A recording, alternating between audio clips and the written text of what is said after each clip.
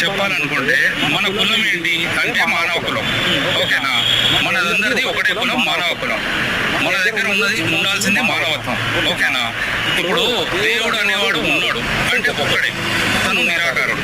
ఓకేనా, నిరాకారుడు, ఆకారం లేనివాడు దేవుడు. మనకు ఎందరో వచ్చారు మెసెంజర్స్ అంటే మార్గదర్శకులు. వాళ్ళు వచ్చారు, వాళ్ళు పర్టికులర్గా ఒక్కొక్క క్యాస్ట్ కోసం రాలేదు, అందరి కోసం వచ్చారు, అందరికీ చెప్పారు. దాంట్లో ఏంటంటే ఎవరు ఏది ఫాలో చేశారో చేసుకున్నారు. కానీ దీంట్లో ఉన్న ఒక లాజిక్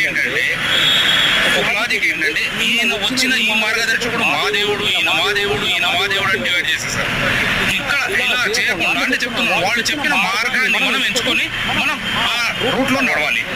ఓకేనా, అలా కాకుండా ఏం చేస్తున్నారు, ఈయన మా దేవుడు, ఆయన మీ దేవుడు, ఇలా జనాలు కొట్లాడుకుంటున్నారు. దీన్ని పొలిటీషియన్స్ క్యాష్ చేసుకుంటున్నారు.